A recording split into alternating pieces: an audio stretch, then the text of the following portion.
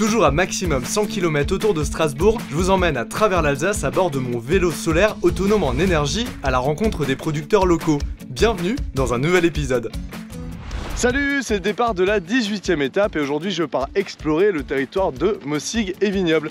Et cette étape, je la démarre justement au cœur des vignobles, juste au-dessus de Marlenheim, en direction d'une petite chapelle très particulière, la chapelle du Marlenberg. Et Marlenheim, c'est justement l'entrée nord de la route des vins d'Alsace. Et cette chapelle se distingue pour deux raisons. D'abord pour ses oratoires qui datent du XVIIIe siècle et qui sont le reflet de l'art populaire alsacien. Mais aussi pour ce toit très particulier qui est un toit en forme de bulbe.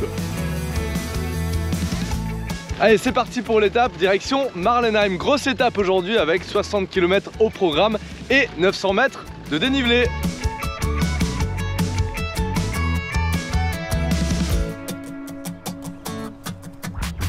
Très mignon ce petit centre de Marlenheim. Bonjour madame. Salut le chat.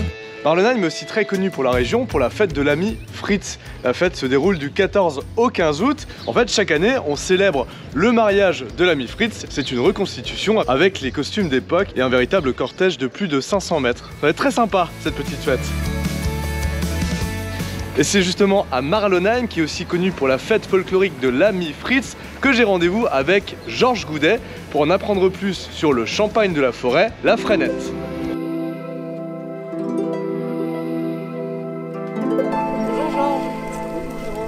Alors là, on est dans mon village natal, ma maison natale, à Marlenheim. Alors ici, en fait, c'est là que j'ai démarré la fabrication de la Freinette, une ancienne boisson, une boisson du Moyen-Âge. Mon père, dans ma famille, on fabriquait de la Freinette, c'est une boisson ancienne, on appelait ça à l'époque en alsacien « Eschela ». Et donc c'est une boisson aussi qui a un atout parce que une de mes préoccupations, c'est l'énergie. J'étais brasseur de bière pendant 19 ans dans une grande brasserie et la bière est extrêmement énergivore. Et la Freinette, j'ai mis au point un processus qui nécessite 80 fois moins d'énergie pour sa fabrication. Allez. À la tienne Georges, merci beaucoup. À la tienne Jérôme. On a choisi le frêne parce qu'à l'époque, au Moyen-Âge, c'était une boisson anti-inflammatoire. On l'appelait également l'élixir des centenaires. C'est un peu comme si on buvait une infusion d'arpagophytum. Donc c'est vraiment une boisson bienfaisante. Au Moyen-Âge, on utilisait ce qu'on avait sous la main. Nous, en Alsace, on avait du frêne, du houblon et des racines de pissenlit. Finalement, quasiment tous les ingrédients sont à notre disposition dans la nature. Il y a la cueillette d'abord des feuilles de frêne au mois de juin-juillet, qui contiennent naturellement du sucre, du mielat de puceron. Il y a la cueillette du houblon qui se fait en automne. On cueille les cônes, c'est la partie aromatique de la freinette.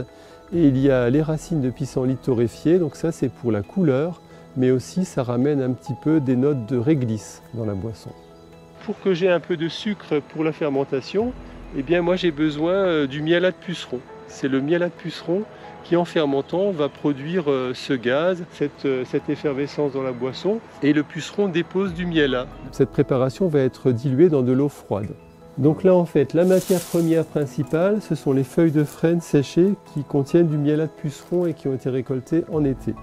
Voilà, donc on les fait infuser. Le côté aromatique, c'est le houblon. C'est ces fameux cônes de houblon qui contiennent la lupuline, c'est le pollen finalement de ce cône. Voilà, c'est vraiment ce qui va donner le côté arôme et l'amertume, le côté amérisant. Et puis il y a les racines de pissenlit torréfiées, donc de la chicorée. Ça c'est torréfié à chaud, ça va m'apporter de la couleur. Voilà, mais aussi cette petite touche réglissée dans la boisson. Donc ça c'est l'extrait. Cet extrait il est très très concentré et je vais le diluer dans l'eau. C'est un côté panoramique, ouais. Il faudrait que je te le fasse goûter.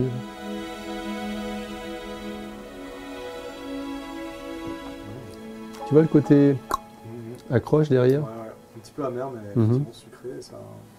Ça embaume tout. Hein. Alors évidemment, c'est pas une bière, ça n'a pas la rondeur de la bière, mais c'est sympa. Mais là, ça pétille pas encore, donc ensuite tu vas... Ah non, après, donc, on va rajouter de l'eau froide là-dedans. Après, je vais ensemencer, ça fermente 2 jours, et après, c'est mis en bouteille. Que 2 jours, c'est la recette. Très bon en tout cas. Tu vois, à un moment donné, mes meilleurs dégustateurs, c'est ma famille, c'est mes enfants, voilà, c'est des choses qui sont importantes. Alors ce rapport que j'ai avec la nature, c'est vraiment, je pense que c'est mes parents qui me l'ont transmis. Mon père était très proche de la nature, ma mère aussi. Et puis voilà, avec les animaux, c'est un tout. Je m'y sens bien. Oh bah tu es gentil, oula. Très beau moment avec Georges Goudet, je trouve que sa démarche est vraiment intéressante. Direction le petit village de Wangen.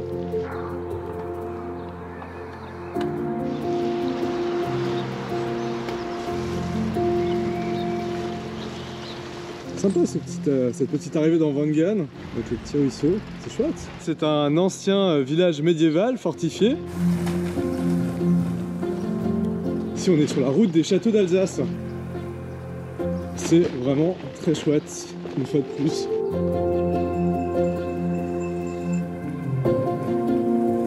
Encore de belles découvertes sur cette étape. Regardez-moi tout ce vert là, c'est une palette de verre, les paysages aujourd'hui c'est magnifique. Wouh, quel bonheur ces petites routes d'Alsace. C'est vallonné, c'est vert, c'est que du bonheur. J'arrive à Westhofen, c'est la capitale des cerises d'Alsace et ici on compte plus de cerisiers que d'habitants. Et d'ailleurs il y a plus de 300 variétés de cerises qui sont cultivées. Moi je trouve ça totalement fou. Et c'est vrai qu'il y en a vraiment partout des cerisiers. Je suis un peu déçu d'arriver trop tôt parce que j'adore ça les cerises. Elles sont vraiment chouettes ces petites routes de la vallée de la Mossique. Je suis seulement à 30 km de Strasbourg. Et regardez-moi ça, il y a comme un petit air de Toscane.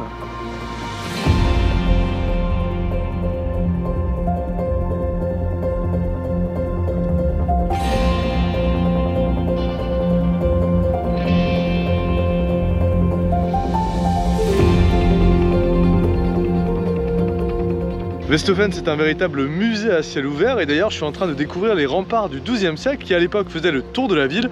Aujourd'hui il reste de beaux vestiges classés monuments historiques avec 3 tours qui sont très bien conservées.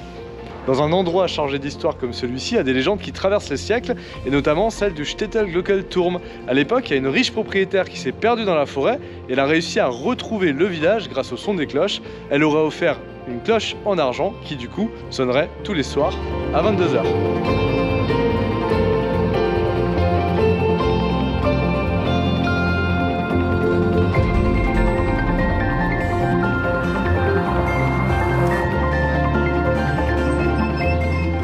Je fais un tout petit détour par Kostwiller pour vous montrer l'héliodôme. C'est une maison solaire donc forcément je ne pouvais pas passer à côté.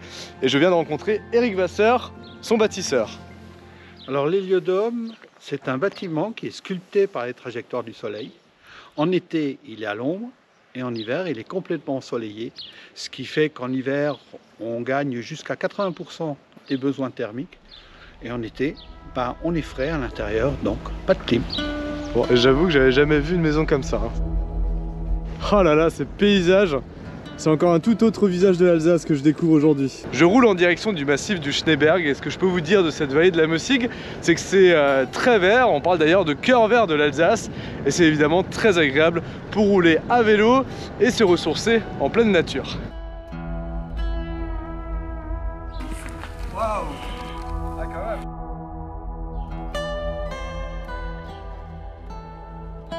On est au sommet du château de Wangenbourg, donc au donjon, château fort du XIIIe siècle, qui est un petit peu la pépite ici du territoire.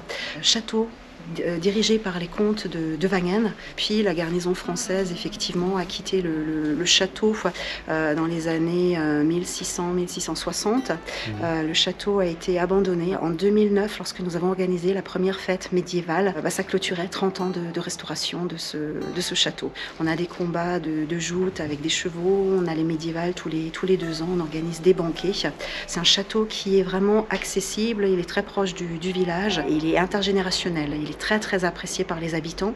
La fête des médiévales, on a l'ensemble des habitants des associations. Lorsqu'une édition est terminée, ils re-signent tout de suite pour la prochaine. Donc c'est vraiment un château apprécié, adoré par tout le monde. Incroyable.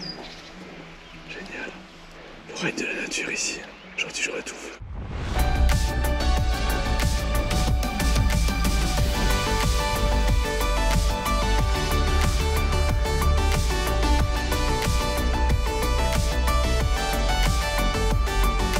Je peux vous dire que même si je termine sous la pluie, je suis vraiment heureux de cette découverte aujourd'hui.